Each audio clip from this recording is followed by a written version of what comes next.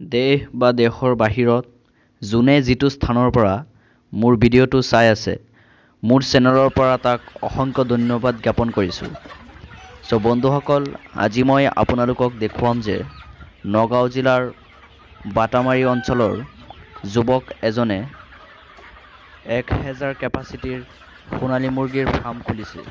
চ' বন্ধুসকল, মই এইটো ফাৰ্ম আজি আপোনালোকক দেখুৱাম। চ' ভিডিঅ'টো ফাৰ্ষ্টৰ পৰা লাষ্টলৈ চাই থাকক।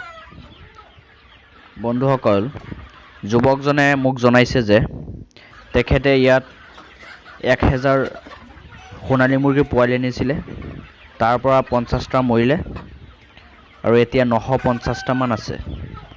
চ' তাৰ মুৰ্গীৰ বয়স আজি 60 দিন। চ' বজাৰলৈ নিবৰ বাবে উপযুক্ত হৈছে। এতিয়া ওজনটো হৈছে আপোনাৰ 700 পৰা 800 গ্ৰাম তেখেতে জনোৱা মতে। বন্ধুসকল, তেখেতে লাভ নে লোকচান হয় এইটো হিচাপ মোক জনাইছে। চ' বন্ধুসকল, হিচাপটো হৈছে 1000 মুৰ্গীৰ পোৱালি আনিছিলে আপোনাৰ 30,000 টকা দি, আৰু এই 1000 মুৰ্গীয়ে দানা খাইছে 60 দিনত 36 বস্তা। প্ৰত্যেকটো বস্তাৰ দাম হৈছে আপোনাৰ 2000 টকা। চ' 36 বস্তা দানা খাইছে 60 দিনত। চ' দানাৰ দাম হৈছে আপোনাৰ 72,000। টোটেল খৰচ হৈছে আপোনাৰ 72,000 যোগ 30,000। চ' 1,02,000। 2,000 টকা গৈছিলে ঔষধত। টোটেল 1,04,000 টকা খৰচ হৈছিলে। চ' এতিয়া জানি লওক বন্ধুসকল, কিমান টকা বিক্ৰী হ'ব এই মুৰ্গীকেইটা। তেখেতে জনোৱা মতে মুৰ্গীকেইটাৰ দাম হৈছে আপোনাৰ কেজি এতিয়া 220 টকা চলি আছে। চ' মুৰ্গীকেইটাৰ ওজন 700 পৰা 800 গ্ৰাম।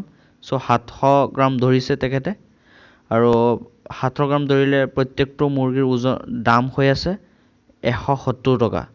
তো 170 টকা, 950টা মুৰ্গীৰ দাম 170 টকাকৈ হ'লে আপোনাৰ দাম হৈ আছে 1,61,500 টকা। 1,61,500 টকা 950টা মুৰ্গীৰ দাম।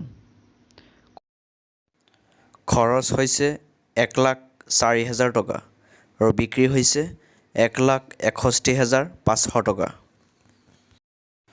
চ' টোটেল টকাৰ পৰা খৰচখিনি বাদ দিলে টোটেল টকা আছিলে 1,61,500 টকা আৰু খৰচ হৈছিলে আপোনাৰ 1,04,000 টকা।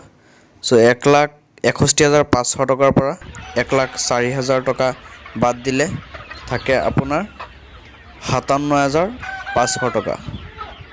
চ' দুমাহত 57,500 টকা লাভৱান হ'বলৈ সক্ষম হৈছে। বজাৰ আৰু ভাল থাকিলে আৰু বেছি লাভ কৰিব পাৰিব। চ' বন্ধুসকল, আপোনালোকেও কৰিব পাৰে, আপোনালোকেও লাভৱান হ'ব পাৰে।